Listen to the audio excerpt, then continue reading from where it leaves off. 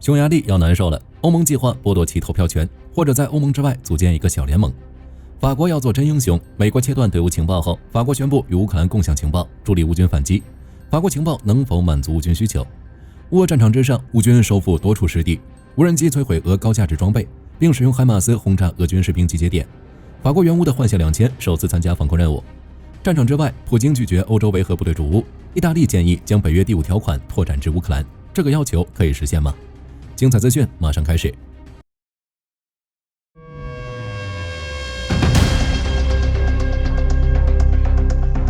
欧盟开始计划不带匈牙利玩了。3月6日，美国政客新闻网报道，在欧盟特别峰会开始之前，欧盟议会主张欧盟联邦的欧洲福特党议员向欧盟领导人发送了一份文件，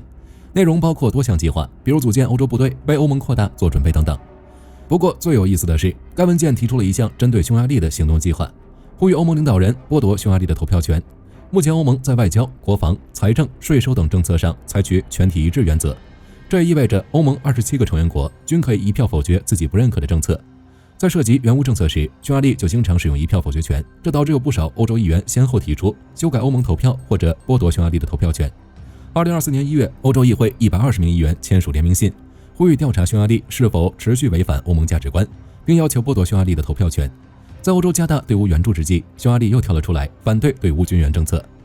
就当前的情况来看，如果匈牙利不做出改变，那欧盟就要动手了。要么剥夺匈牙利的投票权，要么修改规则，不用全部同意，要么组建一个小欧盟，将匈牙利排除在外。3月6日，欧盟外交政策负责人卡拉斯表示，匈牙利阻挠欧盟对乌克兰的援助决定，对欧盟来说越来越难。这就是为什么我们提出一项新倡议，组建多数联盟，确保一个国家不能阻挠所有人。至于最终结果如何，我们拭目以待。在对乌军援上，法国要做真英雄。3月5日，美国暂停与乌克兰共享情报，但紧接着法国就站了出来，表示正在向乌克兰提供军事情报。那么法国情报能否满足乌军所需？美国暂停与乌克兰共享情报的确会有一定的影响，比如乌军无法获取俄军后方指挥所、弹药库等目标的位置，面对俄军的调兵遣将，乌军也可能无法做出及时应对。不过乌军在前线的战术情报主要依赖无人机进行侦察，基本不会受到影响。这也就意味着短期来看，美国暂停情报共享对前线乌军的影响并不会很大，但由于无法洞悉俄军调兵的举动，也无法打击俄军后勤，作战难度会进一步上升。当然，情报来源是可以更换的。3月6日，法国国防部长塞巴斯蒂安·勒科尔尼在接受媒体采访时表示，法国正在向乌克兰提供军事情报。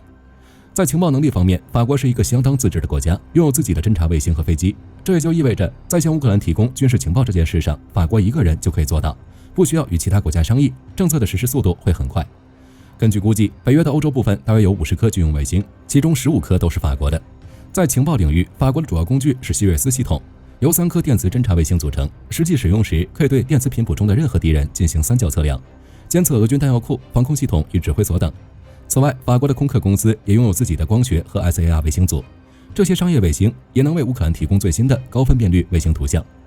在空中侦察方面，没有美国巡逻机提供的情报，关于俄军战机、无人机的数据会减少，但不会完全消失。法国有4架 E3F 和3架 E2C 鹰眼，欧洲其他国家也有不少预警机为乌克兰提供情报。就火力军而言，法国的情报能力不如美国，但是法国可以无条件为乌克兰提供军事情报，并满足乌克兰的情报需求，为乌军提供俄罗斯大后方的信息。而且火力军相信，法国绝对不是最后一个这样做的。乌俄战场之上，乌军夺回了多处失地，并使用无人机与海马斯打击俄军。库尔斯克方向，乌军袭击了俄军第177海军步兵团位于普列霍沃的指挥所，削弱俄军发起进攻的能力。俄军的持续打击乌军通往苏加的道路。来自俄罗斯的消息称，从2024年年底开始，俄军就将最好的 FPV 无人机机组部署在该地区，以培训其他的无人机操作员。为了防止乌军无人机袭击，还在该地区部署电子战系统。苏梅方向，俄军继续沿着边境进攻，但没有取得任何进展。阿尔科夫方向，乌军阿喀琉斯第429独立团使用 FPV 无人机对俄军进行了一系列打击，成功摧毁了俄军多个军事目标，包括步战车、火炮、布雷车与弹药库。库皮扬斯克方向，乌军重新夺回扎帕德涅北部与德沃里奇纳西南部的一系列阵地。乌克兰霍尔蒂察集团报告称，俄军正在试图在克拉斯涅佩尔舍附近建造一个新的桥头堡，并试图扩大在卡利诺夫附近的桥头堡。战线方面，俄军想要在天气良好的情况下将部队转移至奥斯基尔西岸，不包括德沃里奇纳附近。不过乌克兰天气已经升温，奥斯基尔河上的冰层正在不断融化，过河难度很高。就目前来看，已经有大约500名俄军士兵跨过库皮扬斯克北部的河流，但没有任何机械化装备，无法起到太大的作用。红军村方向，乌军发起局部反攻，2个旅从红军村发起进攻，进入舍甫琴科；1个旅从乌斯佩尼夫卡发起进攻。有消息称，乌军已经占据乌斯佩尼夫卡、乌达奇涅地区，乌军已经将全部的俄军赶出村庄。该地区是俄军进入第聂伯罗彼得罗夫斯克州的关键地，现在俄军已经做不到了。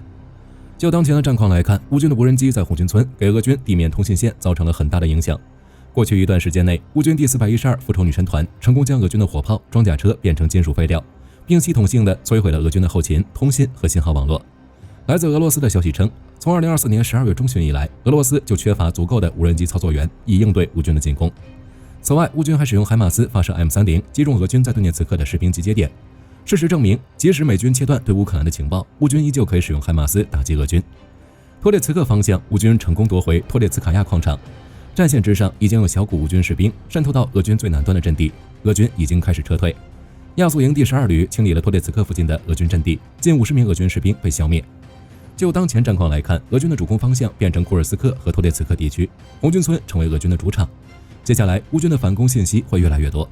3月7日，乌克兰武装部队总参谋部报告，自乌俄战争爆发以来，俄军的伤亡人数已经达到了88万人。过去1天内有1150人伤亡，相比较过去一段时间，伤亡人数有所削减。由于伤亡过重、士兵缺少的缘故，俄军的人海战术已经停止。如果乌俄短时间内没有停战，不排除俄罗斯进一步动员的可能。面对俄罗斯对乌克兰后方的空袭，幻象2000首次参与实战。3月7日，俄罗斯对乌克兰大后方发动新一轮空袭，其中包括67枚各种类型的导弹以及194架无人机，目标是乌克兰的天然气生产设施。乌军防空系统成功击落了34枚导弹与100架攻击型无人机，另外还有86架无人机被电子战系统干扰，没有造成负面后果。根据乌克兰空军的说法，乌军防空导弹部队、电子战系统与机动火力参与了击退俄军空袭的行动。美国援助的 F-16与法国援助的幻象2000则在空中拦截俄军导弹，这是幻象2000首次帮助乌克兰防御俄军的空袭。战场之外，在和谈方面，乌克兰、欧洲与俄罗斯的诉求截然相反。意大利提议将北约第5条款拓展至乌克兰。3月6日，普京在访问祖国保卫者基金会莫斯科分会时表示，俄罗斯不打算向任何人屈服，或在未来的和平谈判中做出任何妥协。言外之意就是拒绝欧洲维和部队驻扎在乌克兰。就俄罗斯来看，欧洲部队将维和部队部署至乌克兰，就是北约直接参与战争。但是乌克兰与欧洲都强调需要在乌克兰部署维和部队，二者的诉求截然相反。如果没有维和部队，乌克兰又该如何确保自己的安全？对于这个问题，意大利提出了一个很好的建议，将北约第5条款拓展至乌克兰。3月7日，乌克兰真理报报道，意大利总理乔治亚·梅洛尼表示，将没有正式加入北约的乌克兰纳入北约第5条款，比其他安全保证更有效，包括引入维和部队来监督停火。北约第5条款，也就是集体防御措施，对北约成员国之一的武装攻击将被视为对所有成员国的攻击。北约将采取其认为有必要的措施来帮助受到攻击的盟友。也就是说，将北约第5条款拓展至乌克兰之后，如果俄罗斯在停火之后继续攻击乌克兰，将被视为对整个北约的攻击。在2月底的时候，梅洛尼就表示，乌克兰最有效的安全保障就是其加入北约。但是俄罗斯与美国都明确表态，即使乌俄和谈，乌克兰也不会加入北约。那么就退而求其次，让乌克兰在不加入北约的情况下纳入第5条款，仅有受到攻击后的集体防御措施。如果俄军不进攻乌克兰，其他国家就无法以北约的名义向乌克兰部署部队。就火力军而言，无论是对于乌克兰还是俄罗斯来说，这都是一个不错的选择。俄罗斯不让乌克兰加入北约的目的，就是避免北约在乌东地区部署远程打击武器。如果同意这个说法，目的也算达到了。而对于乌克兰而言，这的确比部署维和部队更有效。就跟火力军之前说的那样，维和部队的人数必须达到10万人才能确保效果，而且还要加上空中与海上部队。对于欧洲而言，这是很难决定的，毕竟一个国家无法派遣那么多的人，只能大家坐在一起商量。只是人越多，商讨时间越长，这也是为什么有一部分欧洲议员建议组建一支军队。如果欧盟现在已经拥有一支10万人的部队，那么要做的就只剩投票，是否要将部队部署至乌克兰。只可惜欧盟现在还没有军队，只能不断商讨部署地点、人数，这个过程相当复杂。综合来看，将乌克兰纳入北约第5条款，不仅可以为乌克兰提供安全保障，也可以省去商讨部署维和部队的过程，一举两得。3月6日，韩联社报道，美韩在京畿道抱川市的盛进训练场实施自由之盾军事演习。韩国空军投入了 F-35A、F-15K、KF-16、FA-50等战机进行火力打击演练，其中2架 KF-16各自误投4枚 MK82炸弹，并落在靶区外8公里处的住宅区，造成8栋建筑物受损，15人轻重伤的意外。韩国空军成立了事故处理委员会，调查事故原因和损失情况等。根据初步调查，事故原因是首架 KF-16飞行员输错目标参数，导致 MK-82炸弹落在靶区外。另一架战机跟着投弹的原因还不清楚。目前韩国已经暂停所有实弹射击科目，以查清原因，并派遣未爆弹处理小组排除未爆炸弹药。在事故发生期间，韩国军队一直试图隐瞒真相。最开始表示有炮弹误击住宅区，救援部队进入现场，发现受损情况远超炮弹威力，才改口是2架 KF-16无头航弹，但仅承认8枚航弹落在居民区，坚称航弹没有安装引信。之所以发生爆炸，那是未爆弹砸中一家乙烯工厂，引爆了里面的可燃物。等到监控视频被媒体曝光，韩国军队才说出真相。韩国军方之所以一直改口，那是因为事故定性不一样。被炸的住宅区位于韩朝边界附近，距离边境只有12公里。如此短的距离，也就意味着这2架 KF-16一不小心就会飞过边境线。考虑到当前的半岛局势，朝鲜或许会有一定的举动。误炸的位置距离边境线太近了，很难保证下一次 KF-16会不会误炸边境线的另一侧。火力军静待后续。据自由时报援引 Defense24报道，继土耳其于2023年接收2辆本土制造的首款阿尔泰坦克后，该国国防工业部长哈卢克·古尔根近期公布了这款战车的后续计划。其中，阿尔泰 T1 坦克将从今年起至2028年逐年产制3辆、11辆、41辆和30辆，而在2028年后则开始制造阿尔泰 T2 坦克。据悉，土耳其的阿尔泰坦克源自于该国2007年提出的新主力坦克研发计划。在原计划中，由土耳其国防部和奥托卡公司签署协议实施。最初的合作对象是欧洲各大厂商，其中原型车的引擎系统就采用了德国 MTU 公司的柴油机。但随着土耳其与北约在防卫工作上的梳理，以及向俄罗斯采购了 S-400防空系统，大部分欧洲公司开始联合起来，拒绝将引擎系统出售给土耳其，这导致阿尔泰坦克的量产计划一度搁置。随后，奥托卡公司与韩国现代勒铁公司签约，共同开发新型战车原型车。在合约框架内，现代勒铁公司向土耳其转移了韩国 K2 主战坦克中使用的所有技术，这才解决了阿尔泰坦克面临的技术难题，也就有了2023年的首款阿尔泰坦克。如今，随着土耳其公布新的阿尔泰坦克量产计划，其引擎系统将从韩国制造改为本土制造，并会进行多种改进计划，例如使用新型装甲、隔离弹药配置、激光导引设计能力、移动网伪装等。除此之外，土耳其还设想了未来的阿尔泰 T3 战车，计划为其配备无人遥控炮塔等先进武器。另一方面，据国防邮报报道，土耳其的 TB2 无人机已完成升级，新机型代号为 TB2T AI。根据报道 ，TB2T AI 无人机具有3部 AI 电脑，除具备侦测、追踪目标功能外，还增加了其他多项新能力，例如辨识不同种类的地面地形、自主优化最佳飞行路线、完成任务后自行返航、完善自主起降能力等。此外，这款无人机还更换了更加强劲的动力系统，飞行高度和速度都得到大幅提升。根据拜卡公司信息 ，TB2 无人机最高升限为6096米，最大飞行速度为每小时222公里。改良后的 TB2T AI 构型升限提高到了9144米，最大飞行速度也提升至每小时300公里。值得注意的是 ，TB2 无人机曾热销全球34个国家，例如波兰于2021年采购了6架 TB2 无人机，克罗地亚于去年也采购6架等。此外，在利比亚、马里、布基纳法索以及纳卡区等冲突地区，甚至是乌俄战场上都取得过显著战果。因此，预估这款新型的 TB2T AI 无人机，其市场前景也将不错。据保加利亚军事网报道，由于哥伦比亚的邻国委内瑞拉拥有较为先进的苏30 Mk2 战机，为提升自身的空防战力，哥伦比亚正在执行机队现代化任务。其中，瑞典的鹰狮战机由于具备成本效益、远航能力以及与该国作战系统需求兼容等优势，成为了该国计划采购的首选战机之一。与此同时，萨博集团也一直在积极争取这份来自哥伦比亚的订单。例如，该公司曾提议通过合作关系可能会促进哥伦比亚当地的工业发展。但 X 平台用户 Sa 却透露了一则消息，显示美国将正式否决向哥伦比亚空军出售 F414GE391发动机。而该发动机是瑞典鹰狮战机的关键组件，这也就意味着瑞典将无法向哥伦比亚出售这款战机。根据报道推测，美国此举可能有2种目的：一来是保持对全球军火贸易的主导地位，二来是防止敏感技术外传。正如上述所说 ，F414发动机是鹰狮战机的关键组件，如果没有美国批准，萨博集团无法向哥伦比亚交付战机。对哥伦比亚而言，如果无法采购鹰狮战机，就必须寻求其他替代方案。法国的阵风战机可能会成为另一种选项，因为该战机与鹰狮战机不同，全部采用欧洲技术，不会受到美国的禁令限制。需要注意的是，秘鲁也在关注瑞典的鹰狮战机，如果美国这项决定也影响到该国，后续其也可能会采购阵风战机。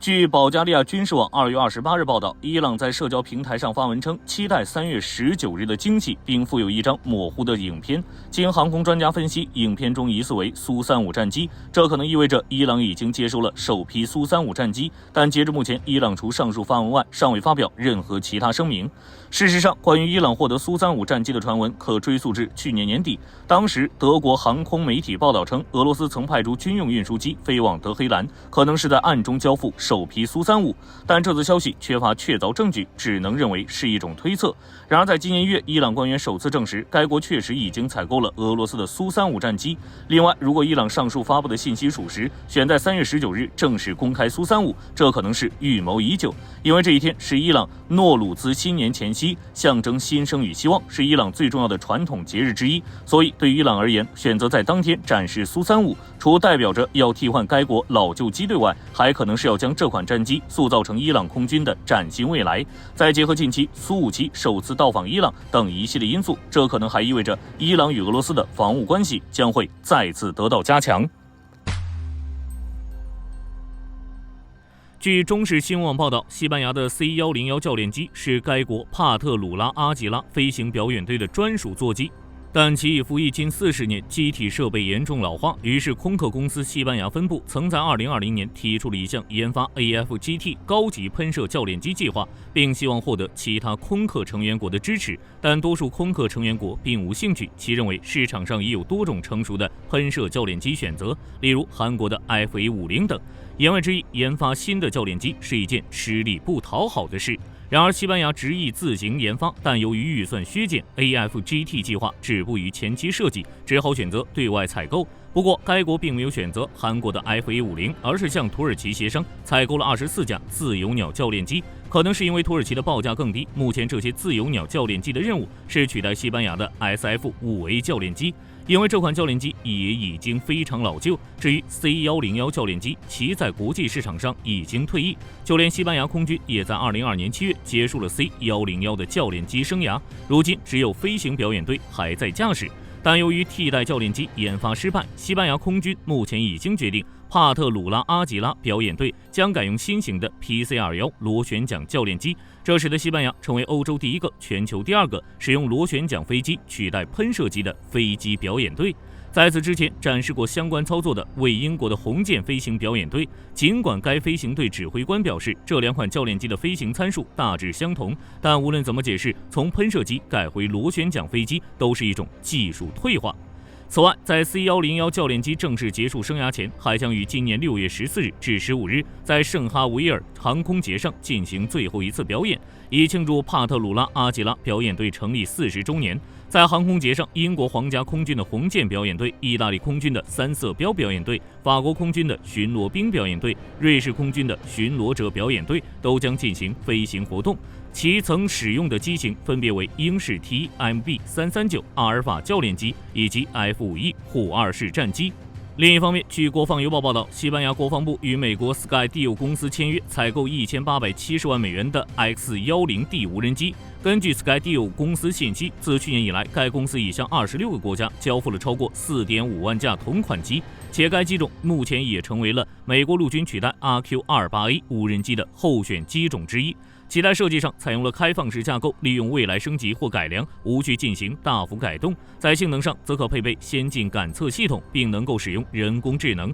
强化电子战抗干扰能力。同时还配备有特殊的视觉系统，使其能够在无法接收 GPS 信号以及有电子战干扰设备的区域内，依然能够稳定运行。此外，该无人机的最快飞行速度可达每小时72公里，并且能在40秒内完成升空准备作业，可按需执行各种任务，例如情监侦、据点防护、区域管控等，具有高度的任务弹性。